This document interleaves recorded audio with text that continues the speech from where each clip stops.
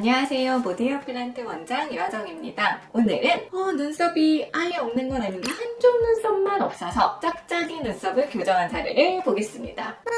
수술 전 사진을 우선 볼까요? 굉장히 예쁜 여성분인데 한쪽 눈썹이 없죠? 아예 없는 건 아니지만 누가 봐도 한쪽 눈썹이 다른 쪽보다 더 없어요. 모양도 짝짝이고 약간 뒷부분이 없죠. 근데 이분도 예전부터 선천적으로 한쪽 눈썹이 없었다라고 해요. 그래서 이거 교정하기 위해서 문신 당연히 여러 번 했고 메이크업도 하고 다니고 이러는데 이제 사진 보시면 뒷부분이 아예 없잖아요. 문신을 해도 뭔가 어색하고 눈썹이 전혀 없는 부위에 뭔가 메이크업을 하다 보니까 눈썹이 있는 부분에 칠하는 것과 없는 부분에 칠하는 게 느낌이 다르잖아요. 이것 때문에 너무 스트레스를 받아서 이거 한쪽만 좀 심을 수 없을까 하고 저를 찾아오셨어요. 진한 눈썹 원하는 거 아니에요. 특이한 눈썹 원하는 거 아니에요. 그냥 반대쪽이랑 비슷해지기만 했으면 좋겠어요. 최소로 심고 싶어요 라고 하셨습니다. 사실 반대쪽도 눈썹이 맞으시니 좋은 건 아니잖아요. 근데 이 정도로 만들어 드릴게요 라고 하고 눈썹이랑 비슷한 모낭을 찾아서 목덜미에서 찾아서 채취를 했습니다. 채취하고 다음날 사진이에요. 보통 저는 눈썹을 채취를 할 때 이렇게 눈썹이랑 제일 비슷한 애들이 어디 있어요? 여기 목덜미에 있기 때문에 이 정도로 아랫부분에 채취를 합니다. 이거 채취하고 2주 후 사진이에요. 잘 안 물었죠. 사실 뒷부분에 워낙 작은 펀치, 질은 0.7mm인 펀치로 채취를 하기 때문에 거의 대부분 2주 정도면 다 잘 안 물어요. 그리고 2주 후 사진 보이시나요?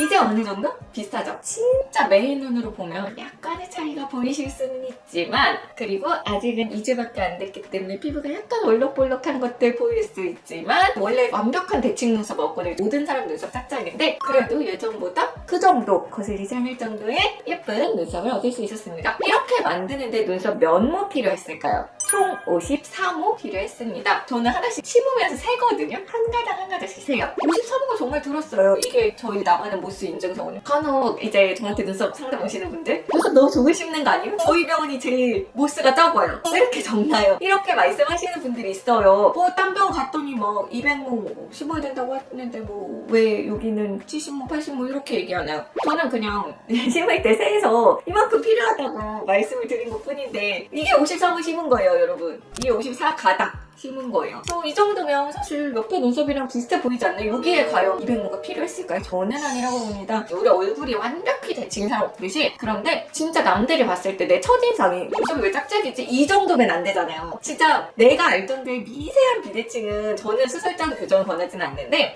눈썹이 좀 짝짝이네 이런 생각이 드는 정도면 교정하시라고 권합니다. 그러면 이 53호 작은 이 눈썹들을 최대한 자연스럽게 만들려면 어떻게 해야 되냐? 이것도 궁금하실 수 있어요. 제가 눈썹을 어떻게 분류를 해서 심는지 보여드릴게요. 이거 보이시나요? 이게 실제로 모발 이식을 할 때 모낭을 분류할 때 쓰는 자예요. 현미경용 자. 한 가닥짜리 모낭은 눈썹 들어갈 때 쓰는 모낭이거든요. 잘 보시라고 헤어라인 모발 이식을 하는 분하고 눈썹을 같이 하시는 분한테서 이게 헤어라인에 들어가는 모낭이랑 눈썹에 들어가는 모낭이랑 같이 그냥 줄 세워놓고 현미경 사진을 찍어본 거예요. 그래서 이런 화면으로 실제로 모낭을 분류를 합니다. 그래서 이렇게 보면 제가 왜 목덜미를 쓰는지도 한번 보실 수 있을 거예요. 맨 왼쪽에 있는 모낭은 한 모낭이 여러 가닥, 두세 가닥 이렇게 있잖아요. 얘는 뒤통수에서 뽑은 모낭이에요. 뒤통수를 잘 보시면 한 구멍에 두 가닥, 세 가닥 이렇게 나와요. 그래서 얘네들은 헤어라인을 보통 우리가 쓰거든요. 그리고 목덜미에서 뽑은 애들은 이렇게 한 구멍에 한 가닥 나온 애들이 여기 있어요.